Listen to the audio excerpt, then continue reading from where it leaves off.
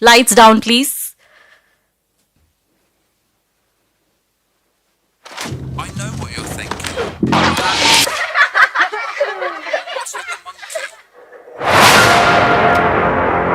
I'm Robbie Williams. The biggest pop star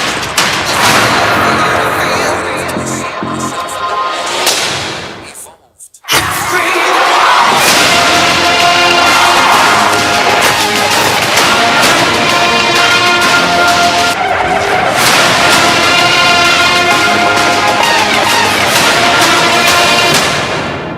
Risk it all, whatever it takes. Whatever it takes.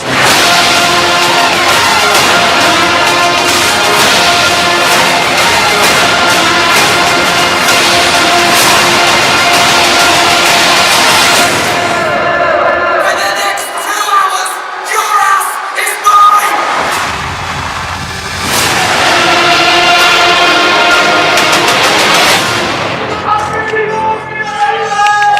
Shut up, you tit!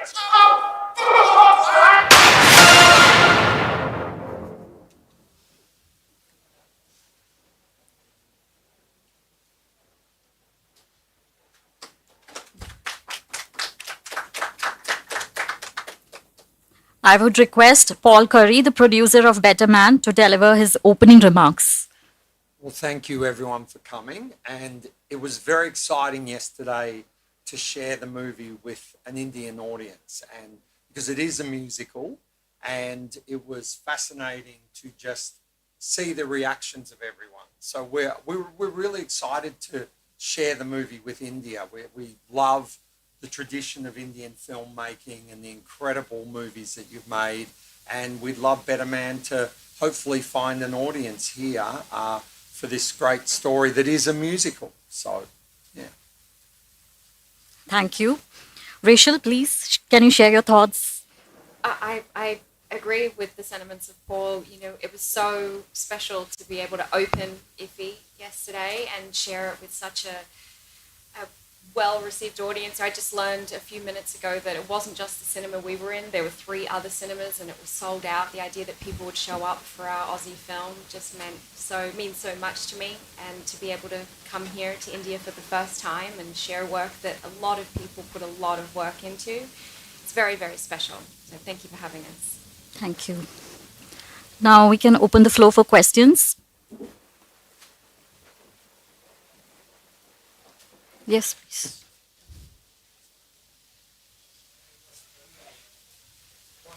Good. How are you? Uh, That's good. excuse me, we'll give the mic.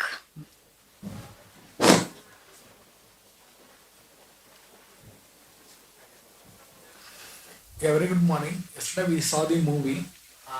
We feel privileged because we are the early audience to have witnessed the film before its initial theatrical release. It was very good, and even we wish the director would have been in person.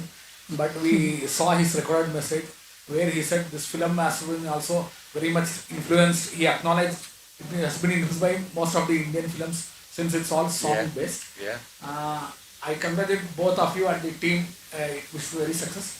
Just I wanted to know now because the Indian films scenario in recent decade, they are doing without songs or music. It has been calmed down. Yeah. Whatever. So at what particular phase you can say it has been influenced in which era of Indian movies to make this one? Yeah, well, I mean, Michael is best to talk about that being the director.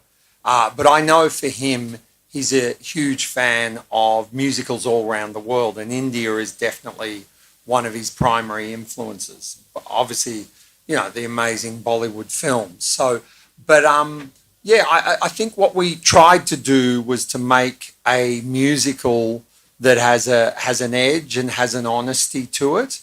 And Robbie Williams is a very colourful rock star, and so he's a rock star that's led a life that's had a lot of highs and lows, and he's had his own issues with depression and a lot of other very human things. So Michael's vision was to always tell this story with an honesty to it. And what was so unique was this digital character. Like, just so as you know, the complexity of this film, it's a very large independent film. And when we told everyone this is the movie and this is the film we're trying to make, people thought we were crazy. Why would anyone try to tell the story of Robbie Williams through a digital monkey? But as we went through, I think what's best about the film is that people just drop in with the monkey and they believe the monkey, and they start to see that the monkey is a version of Rob because the eyes are similar, the face is similar, the mannerisms are similar. So what on a movie of this scale with such an intimate point of view of this is me, I am Robbie Williams, but I don't see myself the way everyone sees me. I am a far more timid creature that feels very isolated. I think that as a vision, as a musical, was very bold, different, and inspired from a lot of other musicals and genres that Michael loves. But ultimately, it was a story about telling Robbie Williams' tale in a way that was honest, truthful, and vulnerable in the world of a digital character, which I don't know has ever been done in the world. I don't think a whole movie has relied on a digital character in such a real, photoreal world. So that was the technological and storytelling achievement of the film. One more to compliment the choreography, whoever are done, hats off to them. It's a mind-blowing what are the songs and the choreography, and there's a scale what are the implemented with the dances. We don't see that much in Western films. Yeah, that was you do it well. So it was very, even as I said, recently in past more than decade plus, the Indian films are slowly not coming with the songs or that kind of music. Yeah. We back to that same era. We feel like it's very extravagant, and hats off to you also, Rachela. You can also share something of the choreography and music. Thank you. All of that choreography comes down to Ashley Wallen and his wonderful assistant, Jenny Griffin. They are absolute masterminds at what they do. Seeing them work, I grew up dancing, but I'm in no way a professional dancer. And to watch them work together and see what they could bring to us as the performers, and then knowing what would translate for every single shot that you see. They work so closely with the camera department to ensure that not only was it good choreography or something that was entertaining, it was conveying story, and to make sure that it was telling the story in a very visual way that was working with, particularly I can speak for my sequence or Rock DJ, the sweeping nature of that. They were across every department. It wasn't just choreography. It was making sure that it was a real feast for the eyes and for your hearts. I don't know about you, but I cry every time I watch Rock DJ because it's just phenomenal. So it was a real treat for me to work with people who are at the absolute peak of their talent. And interestingly, the choreographer was also a camera operator. Yes. He knew the moves so well, which I think you guys do part of that as well, which no cameraman could anticipate the musical moves as well as the choreographer. So it was fascinating to watch him be behind the camera directing Rochelle, who, by the way, there's no replacement of anything of Rochelle. She did every bit of that dancing, which when Michael cast Rochelle, we cast her because she was really good in the role and she had the vulnerability and the passion. And she said, oh, yeah, I can do a bit of dancing. And a lot of actors, everyone's an expert dancer when you're an actor. They're good at horse riding, they're good at dancing, they're good at fight sequences. But when you actually come to do it, they're not that good normally. But with Rochelle, she was stunning. She worked really hard on that sequence from months of rehearsal and working with Ashley and Jen. And every bit of that is Rochelle in that sequence. So it was a huge. We were thrilled at how dedicated she was to being able to give it her all with that sequence. Normally you do have to lie when someone asks you if you have a skill. As an actor, I have lied many times. But this one, I knew I didn't have to, which was nice. But clearly I wasn't clear enough that I could dance. Yes. What was the challenges? Hello. What was the challenges you had to face from conceptualizing the story and executing it? Oh my When it God! comes to- Yeah, How like, much time you got? you gotta, I can tell you, this movie should never have happened. No one wanted to make this movie. Can you imagine?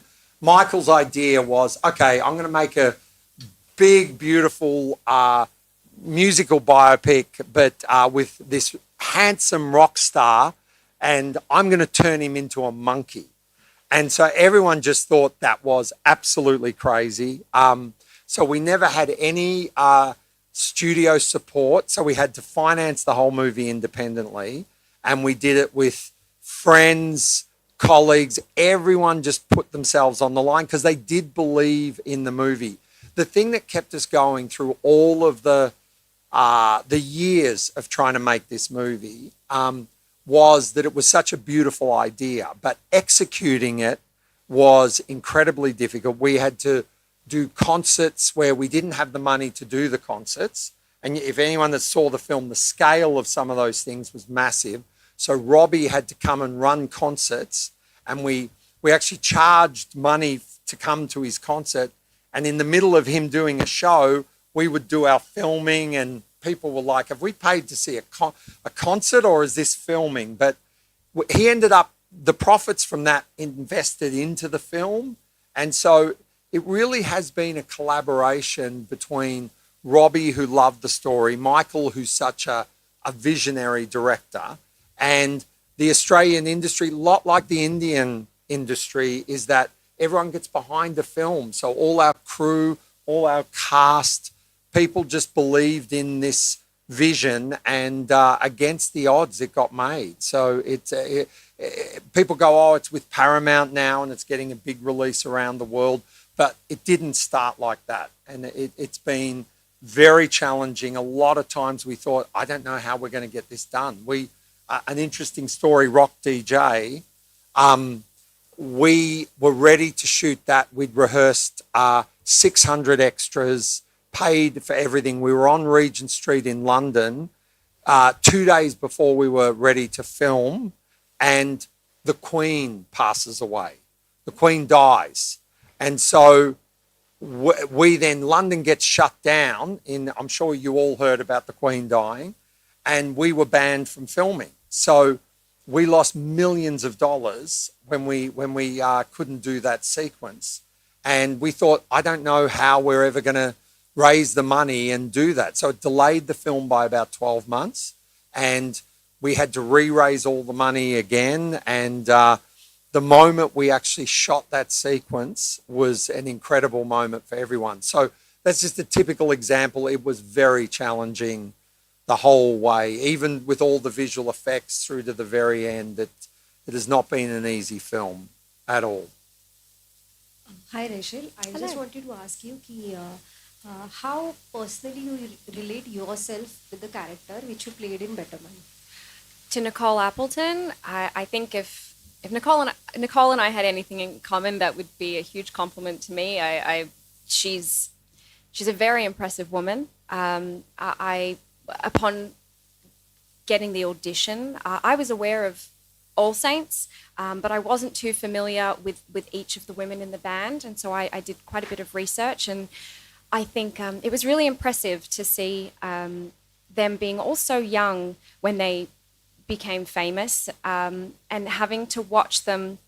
There's a lot of discourse at the moment about how women in the 90s were treated, and seeing them promote themselves as a band, as musicians, but a lot of the time they were very much reduced to their looks or how catty they were, but they always had the last say, and I'd aspire to be someone who has a voice and stands up for myself, and I would hope to be a bit like that. I mean, she was doing it when she was 21. I don't know if I was doing that when I was 21, but she's a very impressive woman, and she definitely wears her heart on her sleeve.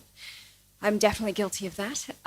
So I think that if I can be seen as hardworking and kind as she is, I would be a very happy woman. And what was your first reaction when you heard the digital character who is playing the Robbie? And you want to share the screen with digital monkey. If you can say. So what was your first reaction when you heard that? Well, I received the audition, so I live in London, and I received the audition when I woke up. I was laying in bed, and read the audition and was like, oh, okay, Nicole. I had no idea how big the role was. So at first I thought I was just going to be a blur in the background. I didn't really know who I was auditioning for. And I was like, okay, Robbie Williams, and I'm a fan, so I understood him. And then right at the end it said, oh, by the way, he will be played as a CGI monkey. And I was just kind of like, what?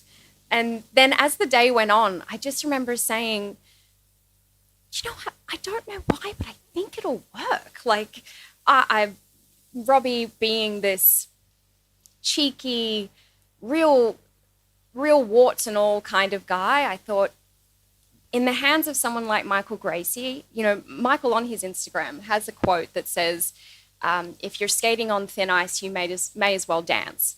And he's someone who takes risks. And I just thought, I can't quite visualize it right now. Eventually I saw sketches and things like that. But when I was auditioning, I just thought, I don't know why, but this really could work. Because if it's going to work for anyone, it's going to work for Robbie Williams, because he takes big swings himself. He always has. He's never really played by the rules. So why should his biopic be any different? And Paul, sir, I just want to ask you one thing. Many Indian cinemas, we do have a superheroes. So obviously, Hollywood have superheroes. We get inspired by them. So what kind of suggestions do you wanna give the new makers who is going to make a superhero series in future? That's a good one. Yeah, I think we need to have more accessible and more broken superheroes. Don't have such amazing superpowers. I think the hero's journey is universal to all of us, and someone aspiring to be better than what their life circumstances are is just very universal, and the power is within, which is really, I know it's very, it's very relevant here. And so, yeah, I just think we should be doing more accessible superhero stories and just bringing it back down to what normal people can relate to. Which is probably why this story is resonating with so many people. You know, Robbie does on stage seem like a superhero, but really he's a human being who's got just as much anxiety and bouts of depression and insecurity as the rest of us, and that's really what we relate to. Yeah, and he's he would say this himself. He wasn't the most extraordinary musical genius. You know, he's not Freddie Mercury from Queen, who's this amazing powerhouse singer. He was a guy that's an entertainer and that loved to entertain, yet found that very challenging with his anxiety. And so that was what was good about this. It was a different form of the musical biopic that isn't about a musical genius. It's about someone that grew up and his story influenced his music. And in some ways, he never thought he was as good as how everyone thought he was. He saw himself as way less, thus the monkey. Hello, everybody. This Better Man, we thank for having the film as the opening film for IFFI 50th year. And we thank the selection committee for this film. And it was really marvelous film. And is this film based on a real story of the... It's very much. It's very much based on... And I should thank you. We had a couple of years back a Spanish movie as an opening film. Their music and dance was there, but not up to this mark. Better Man touches the dance and music more near to the Indian dance and music. And we congratulate the cameraman, the choreographer, the way they shot the camera, the dance move. It was moving with the speed of the music, with the movements. Yes. And it was really a fantastic job the director has done. Thanks to the actress and the producer also. Oh, no, thank you. And Michael really he is that guy. He loves musicals. That's what he does. If you go and have a look at some of his work, even some of the amazing commercials he's done, they're quite revolutionary. I don't know whether you ever heard, there was big flash mobs, which again, I think you guys almost started here way before the rest of the world did. But Michael was famous for some of the biggest ones. He did, I don't know whether you know, Oprah Winfrey had a massive birthday party where there was 30,000 people in Chicago all flash mobbing, and that was Michael behind it. So, but he's just got a love of music and dance and choreography of shots so the cameras as choreographed as the dancing in there. So How you feel about Indian films as a foreign producers, actors of Indian music oh, and Indian it's dance? incredible. Like even last night, you're going, what a show. It's like, you know, if that was done in Australia, we just would not have that kind of pizzazz or musicality to it. It really is amazing. But, you know, you tell very diverse stories here. There's such a rich culture. And look at, I mean, I was amazed at the lineage of filmmakers that were discussed last night. That was just quite, we don't, again, in Australia, we don't honour our filmmakers quite the same way. We need to do more of what you do here. There's a lot we can learn from that. We're also such So- a young country as well, so we don't In have future, as you much- may co-produce a film from Indian Yeah, film no, I'd love to. producers. Yeah. Yeah, I'd love We to. hope to see you as a co-producer of Indian film. Yeah, Thank I you. know. Thank you very much.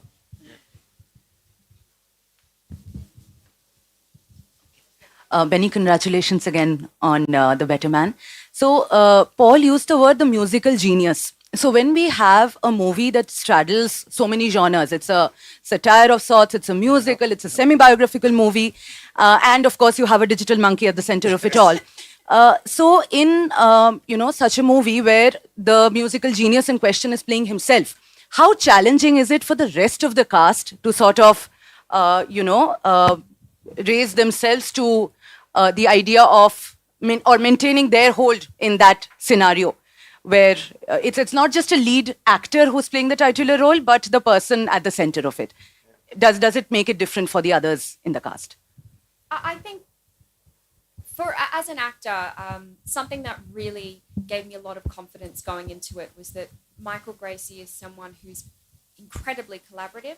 Before I'd officially been offered the role, he was very generous with his plans of how he wanted to achieve this. And often as actors, you don't get that sort of invitation to that conversation. So I felt everyone that came to set was very much on the same page. We all knew what film we were making. But Robbie, the monkey, is actually played by Jono Davis. He was in a motion capture suit. You might have seen them, the Weta suits, which is just incredibly technical and very impressive. And the second that I met Jono, I knew that he was the right person to play Robbie. And whenever I think of my Robbie, of when I'm working, I think of Jono and his beautiful face and how expressive he is and how much blood, sweat and tears he put into that. And that really comes down to the people that were brought onto this. The energy comes from up top. And Michael and his whole team, every single person, knew what they were walking into. And so we all came knowing what we had to achieve. And that just makes your job really easy. For me, information makes me do my job better because I'm informed. I know what you want or what you need, and I can try and bring that to the table. And so everyone was incredibly collaborative. Jono was such a great leader on set. He works incredibly hard, and I think that he brought the energy of Robbie that's needed. He's a very charismatic, he's a broken man, he's so charming and silly, and that's all in Jono. And he really brought that to the set and gave permission to everyone else to step up to his level. So it's just a real pleasure. And then with that, the shoot began with Robbie coming out and performing real concerts. So he kind of blessed the production. He did the ending. We shot the ending first, and then we did some of the huge scale where we had 30,000 people. And, you know, he brought all that and he was part of it. So it was all the voiceover is Robbie, the real Robbie. Singing is a combination, but mainly Robbie. And Jono could sing himself. And then all the beautiful performance of the monkey, that's Jono. And so it was very collaborative and very, as Rochelle said, Michael's methodical way of preparing and making movies lends itself to what was achieved. Good morning. With all the technology that is available today, how easy or difficult it is to make a film with a digital character at the center?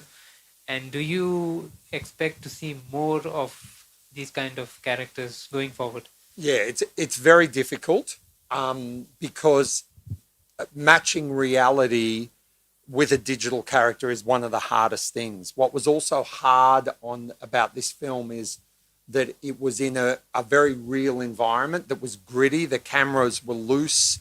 There was a lot of thick atmos, and it was Michael wanted a gritty, real world, and to sit this monkey in this very real world. So the bar on that is very, very high. And Weta, who's one of the most amazing visual effects companies, they did Avatar, Lord of the Rings, Planet of the Apes. They've done amazing work. They set up in Australia to actually do this movie, but it was very, very challenging doing a digital character when you're doing concerts. Like we had 54 cameras in the roof and 20 cameras in the concert, a crew of like 400 people to try to capture all of that while the concert's going on. So very challenging, a lot of that kind of work. And to your second part of the question, I think as filmmaking progresses, I think you're going to see more human interpretations of characters that are close to reality but slightly unreal in order to keep pushing the boundaries. But it will get easier. But right now it's a difficult process to make something to cross over the uncanny valley in animation where you don't question it. And that takes a lot of artistry, a lot of work, and, hundreds, if not over 1,000 people were involved in the visual effects of this movie. So as years come with AI and other advancements, that is going to get more automated, but it will still, to do it at that level is very challenging. Thank you. Paul, I had a question. Bohemian Rhapsody sort of set the benchmark by winning the Oscars and all. So when it comes to creating films like these musicals, where you're talking about a real person and his struggles with different addictions and all these ups and downs in his life, what were the challenges, that would, bring the audience back to the theater to watch Robbie Williams? Yeah, well, I think it's a great question. I think, audiences want an event film to go to the cinema. I think your family dramas and all sorts of other things, I think, are so good now that we can watch them on our screens at home, and with technology continuing to make that more easy. So I think a movie has to have something special going for it to become a cinema event. And that was what our hope was, is, oh my gosh, what we hope as audience talk about this movie and go, you know what, it sounds crazy, but you've just got to go see it. It is this journey of this amazing rock star told in a completely different way. Because I know Michael was very passionate, and Robbie, that the musical biopic, it's all been done. A lot of it has been done, and we know that genre. So how do you try to put a different spin on it? And this was a spin that was absolutely truthful. When Michael first started interviewing Robbie, they spent like a year and a half just recording. Michael recorded Rob's just talking to him, and he would refer to himself constantly as, I'm the performing monkey. People got me up on stage like a performing monkey. So he himself had that psychology. So that was where the idea was born. And Michael went, oh my gosh, this is real. And it's a complete twist on that musical biopic. So hopefully, and, I hope that audiences respond and they can enjoy the ride and be moved by a non-human character that is trying to become human. So I think that's another interesting idea. And it starts out as a little monkey who feels alone and isolated. So hopefully that allows an audience to connect, and then you go on the ride with that character throughout the movie. And even Robbie and Michael, they share the same weightage, even on the posters. So I wanted to know, were there a little bit of, how much creative freedom did y'all have, when it is dealing with Robbie Williams? Yeah, no, a great question. Robbie gave Michael total freedom. He wanted him to interpret the film the way he wanted to, warts and all. He didn't censor anything of it. You can see there's a lot of bad behavior he has in the film. He wanted it to have that truth. He trusted Michael. He'd connected with Michael, and their relationship and trust was the anchor of the whole movie. That's what allowed the movie to really have a strong sense of center that all of us fed off. It was in producing something, you're hoping that the idea and the elements are solid, and then you build everything around that. And Michael and Robbie were the backbone of the film, and then all the other cast became the tree and the branches that came off that solid trunk relationship. So Yeah, looking forward to seeing it in the theaters in hopefully January. here. Hopefully. Do you think, is it too out there to work for audiences here? What do you think, how would it go here as a theatrical movie? Or no, I think it should be theatrical. Yes. Yeah, I heard. Yeah, I agree. yeah, it's in December. So yeah, we'd love to find the right partner. It is a big theatre experience. So And India loves music, so. yeah, so if anyone wants to come and have a chat, we're open, because India is actually one of the last places we haven't sold.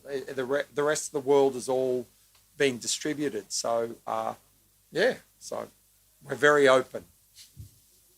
Rachel, I had a question for you. Did you have a chance to, interact with Nicole Appleton? Did you meet her? I'm actually due to meet her in a couple of days. I was supposed to meet her this coming Monday, but I had a little trip to India that came up last minute, so I had to reschedule. She was very kind in letting me reschedule so I could come and promote the film to India.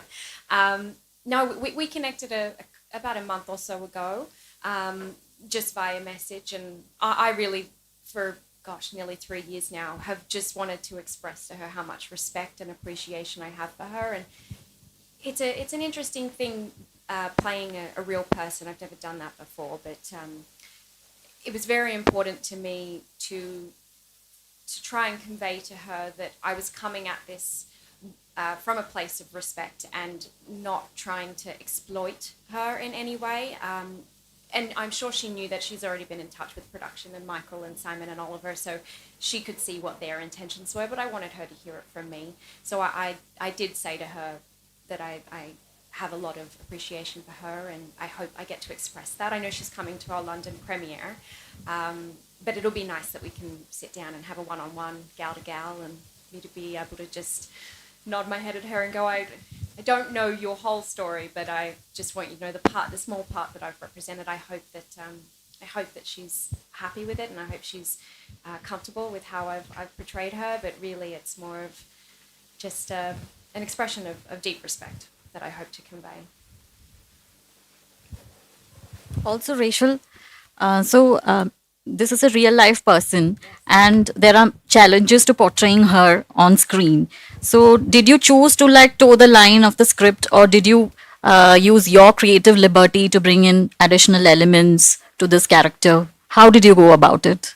I think in preparation, as I said, I'm based at the moment in London, and so my preparation was primarily done there. So I was away from Michael and Simon and Oliver, and so I really just tried to dive into as much information as possible. I was able to get my hands on Nicole and her sister Natalie's book. They wrote it in, I think it was 2002. It's called Together, and it was a biography of their life and career up until that point. And so that really gave me Nicole's inner monologue and how she felt at this time, and it covered that period, and that was really insightful to me, as well as watching the numerous videos and interviews, and there was a small documentary I found, and trying to just take in as much of her through osmosis, so that by the time I did arrive on set and in rehearsals, it being a part of that collaborative environment, I could bring that information to the forefront.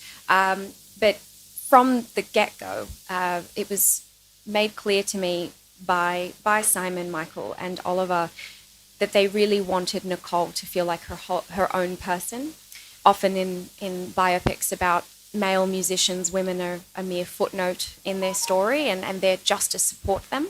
But they really wanted to make sure that Nicole had her own story, her own life, and her own dreams, which you can see in the film. She's very much living her own life, and they wanted her to have her own voice. And this film deals with a particularly traumatic part of her life, and they wanted to make sure that her voice wasn't silenced in that. So it felt like a very warm environment and very creatively collaborative. So I was able to bring my information and partner it with the information they'd been given by Nicole. And I felt like then we had a nice middle ground to work with from an honest place, but also a creative place. Yeah, just to Paul and just I want to share one thoughts. When it comes to choreography or dances, in anywhere part of the world, we have never heard for action scenes or stunts there is stunts double. But when it comes to dance and choreography, we are never heard there is a dance double. Oh. Who are does that? Whether they are trained or I mean, basically they are dancers or for the film they get trained. We always have a huge compliments who are perform dance because there is no dance double. And That's not the same in Western films. We often have Yeah. doubles. Not you guys do that incredibly well. Like that's what was so unique. Normally, we thought with Nicole we will probably have to have a dance double for certain shots and then face replace them and things like that. We do that a lot with action and Yeah. all sorts of things, digital doubles and. But no, that was absolutely authentic, the Indian way, I'll say. also to end, I mean from my side, one thing I need to share. Even on Indian cinema, we had a huge influence of Mel Gibson's first Mad Max. Oh yeah. For a long time, whenever the film used to think, at that time we used to think everything is made in US Hollywood. But later on, as evolved, we came to know it was an Australian movie. So Mad Max is one of the best action film which had huge influence on Indian filmmakers also. That's great. Yeah, that I wanted to share. Thank you. That's great. Yeah, George Miller, the director of that, and Mel, who, yeah, I did Hacksaw Ridge with Mel, and he is an amazing filmmaker. I mean, that guy made Braveheart. Like, that's a pretty phenomenal film. But both of them were Australians, and they kind of grew up inspiring all of us with the kind of movies that you could make. So, and they're still going strong. Mel's making his own movies, acting in them. George Miller just made another Mad Max all these years on. So they're great filmmakers and good people too, nice people. Any more questions? Thank you for everyone's time. I thank Paul and Rachel for their participation today. We look forward to more of your cinematic brilliance in the coming future and continued presence at IFFI. Thank you very much. Thanks for having us. Thank you. Yeah.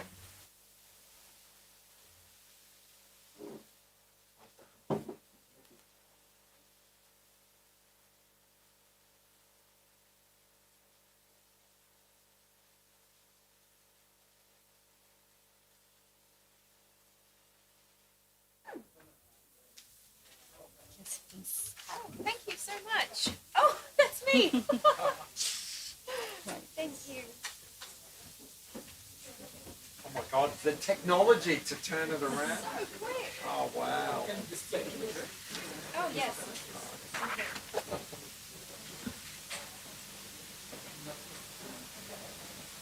Thank you. Sign on the top. Oh, of course. Thank you. Is there anywhere particularly you'd like me to sign?